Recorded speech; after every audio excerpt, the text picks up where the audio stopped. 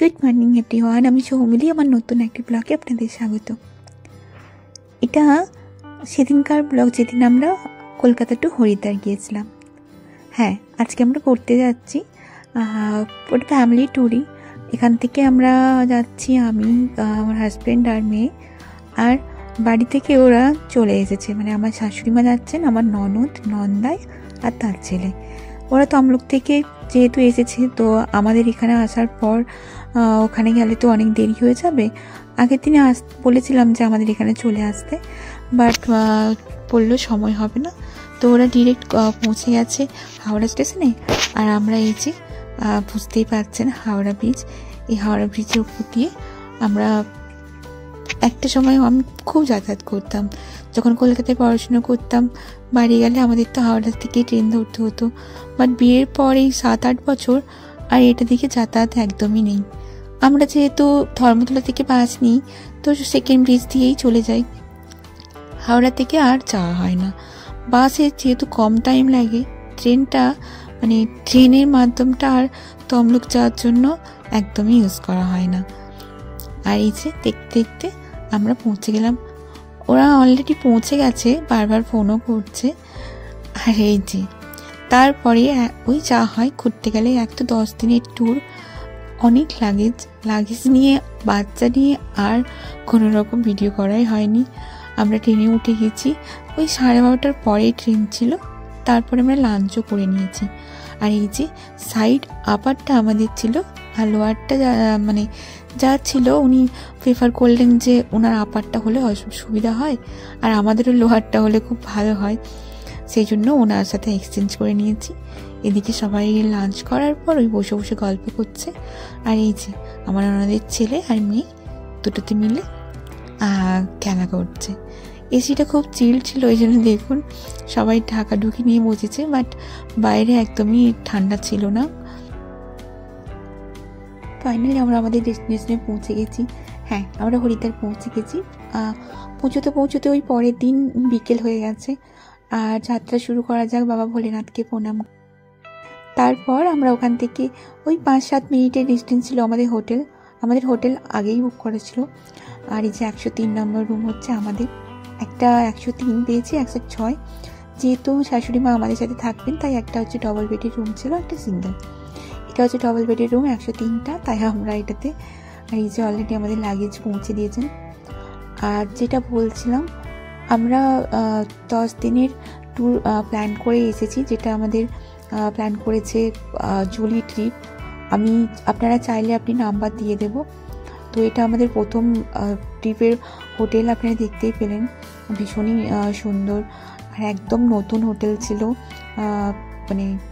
Floor থেকে bathroom একদম সব কিছু ভীষণ নিট অ্যান্ড ক্লিন ছিল। এটা একটা ডবল বেড ছিল, একটা সিঙ্গেল বেড ছিল।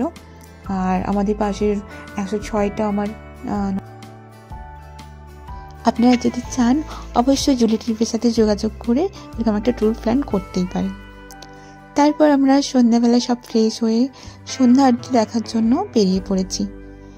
যেহেতু ট্রিপটা আমার অনেক আগের ছিল, তো দেখুন সন্ধ্যা আরতির জন্য বেরিয়ে গেছি। আমাদের হোটেল থেকে বারবারই বলে দেওয়া হয়েছিল যে 5টার মধ্যে বেরিয়ে যেতে, বাট ওই যে এতটা জার্নি করে এসেছি, সবাই এক এক করে ফ্রেশ হতে অনেকটা টাইম লেগে গেছে। আমরা যখন পৌঁছেছি তখন অলরেডি একটু লেটই হয়ে গেছে। আপনারা যারা সন্ধ্যা আরতি দেখতে যাবেন, যারা জানেন তারা তো জানেনই 5টার মধ্যে পৌঁছে গেলে ঘাটে খুব ভালো হয়। আর তা না হলে কী হয় বলুন তো, আপনি অনেক দূর থেকে দেখবেন। যত আপনি তাড়াতাড়ি যাবেন, তত তাড়াতাড়ি সামনে গিয়ে বসে আপনি দেখতে পারবেন। এই দেখুন আমরা ঘাটের দিকে এগিয়ে যাচ্ছি। এত সুন্দর, কি বলবো, এই সময়, সন্ধ্যের সময় মা গঙ্গাকে এত সুন্দর লাগছিল, বলে বোঝাতে পারবো না, ভীষণ সুন্দর লাগছিল। আর অটো যেখানে দাঁড়ায় সেখান থেকে মোটামুটি 5-7-10 মিনিট হেঁটে আসতে হয়। আপনারা চাইলে ওই পার থেকেও দেখতে পারেন, আরতিটা কিন্তু ওই পারেই হবে। আমরা এপারে এসেছি, যেহেতু এপার থেকে যদি দেখতে পাই। অলরেডি আমরা অনেকটা লেট যেহেতু করে ফেলেছি। ওই পাশে দেখুন অলরেডি পুরো ভর্তি হয়ে গেছে। তো সেই জন্য আমরা এই পারটাতেই এসেছি, এপার থেকে যদি দেখা সম্ভব হয় আর কি।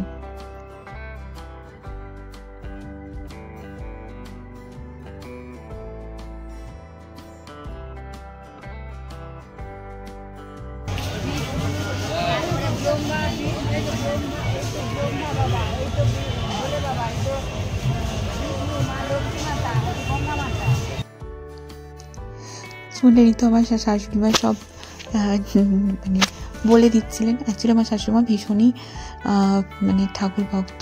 এই পুরো ট্যুরটাই শুধুমাত্র ওনার জন্যই প্ল্যান করা। ওনার অনেক দিনের আশা ছিল যে হরিদ্বার উনি আসবেন, সময় সুযোগ হয়ে ওঠেনি আর কি। জানেনই তো আমাদের সব মধ্যবিত্ত ফ্যামিলি মায়েদের মানে সংসার ছেড়েই কোথাও যেতেই চায় না, মাও ঠিক সেই রকমই। তো যেহেতু এবার ছেলেরা বড় হয়েছে, মানে সময় হয়েছে, ওনারও ছেলেদেরও সময় হয়েছে নিয়ে আসার, সেহেতু ট্রিপটা পুরো মানে বড় ছেলেই হচ্ছে পুরো ট্রিপটা প্ল্যান করে নিয়ে এসেছে। আমার যা দেওর ওরা আসেনি। অ্যাকচুয়ালি বাচ্চাটা 10 দিন বাড়ির বাইরেও থাকতে পারবে না, ওর খাওয়া দাওয়া নিয়ে একটু সমস্যা আছে তো। আর যেহেতু আমরা একদম অন্য স্টেটে এসেছি, এখানে খাওয়া দাওয়া মানে সবসময় সবটা তো ম্যানেজ করা সম্ভব নয়, আর একটু ওর খাওয়া দাওয়ার এমনি অসুবিধা আছে। তো সেই জন্য আর 10 দিনও, 1-2 দিন হলে কি লিকুইড খাবার খাইয়ে ম্যানেজ করে নেওয়া যায়, আর 10 দিন তো কখনোই সম্ভব নয় ম্যানেজ করা। তাই ওরা 10 দিন ভেবেই এই ট্যুরটা একটু মানে ক্যান্সেল করলো। এই যে, আর আমার মেয়ে আর আমার ননদের ছেলে কি বলুন তো, খাওয়া দাওয়া নিয়ে কোনো চাপ নেই, ওরা বাইরের খাবারও খায় বা মানে যে কোনো খাবার দিলে খাবার খেয়ে নিতে পারবে, এটাই হচ্ছে সুবিধা আর কি। আর এই যে ঢুকতেই দেখুন, আমি অনেকক্ষণ থেকেই বলছিল, সবাই এভাবে তিলক নিয়ে ঘুরে বেড়াচ্ছে, ও বারবার বলছিল যে মা লাগাবে। এই যে এখানে সবাই দেখুন, ভোলানাথের সবাই তিলক লাগিয়ে নিয়েছে। এখানে জানেন তো এলে একদম আলাদা রকম একটা মানে অনুভূতি, যেটা আমরা ফিল করেছি, সেটাই আপনাদের সাথে শেয়ার করলাম।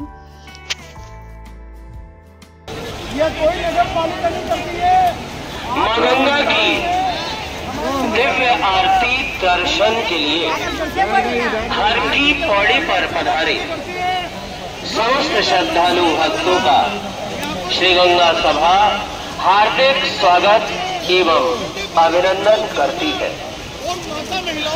कलिमल हारिणी पापनाशिनी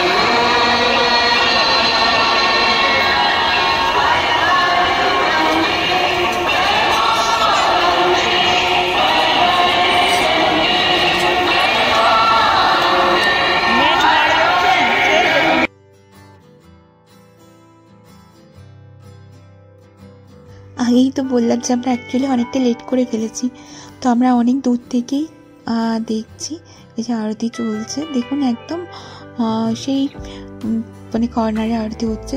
তো আপনারা যারা আরতি সামনে থেকে একদম দেখতে চাইবেন, অবশ্যই 4:30 5টার মধ্যেই পৌঁছে যাবেন। আর যেহেতু আমাদের ফার্স্টে আমরা কালকে দিনটাও এখানেই স্টে করব, সুতরাং কালকে আমরা সন্ধ্যাবেলা আবার আসবো, তাই এতটা মানে মন খারাপ হয়নি। দূর থেকেই মায়ের আরতি দেখলাম, গান শুনলাম, এটা খুব ভালো লাগলো। আর যেহেতু ব্যাকগ্রাউন্ডে গান বাজছে তো, তাই আমি আর পুরোটা হচ্ছে আপনাদেরকে দেখাতে পারলাম না। তারপরে এই যে দেখুন কি সুন্দর লাগছে মা গঙ্গাকে, তাই না? কি অপূর্ব লাগছে না? সত্যি মানে একদম অন্যরকম একটা পরিবেশ এখানে।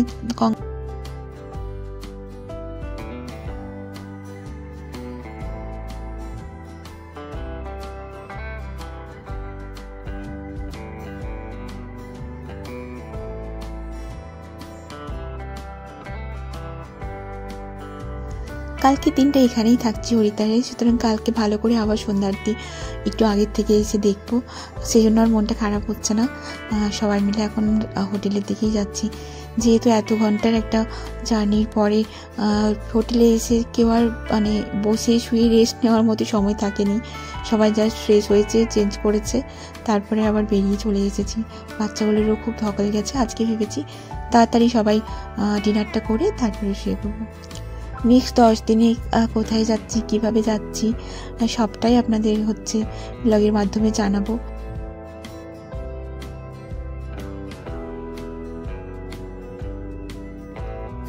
চলুন তাহলে দেখা হচ্ছে আবার একটা নতুন ব্লগে। ততক্ষণ ভালো থাকবেন, সুস্থ থাকবেন। আর যদি ভিডিওটা ভালো লেগে থাকে তাহলে please like, share and comment করতে ভুলবেন না। দেখা হচ্ছে একটা নতুন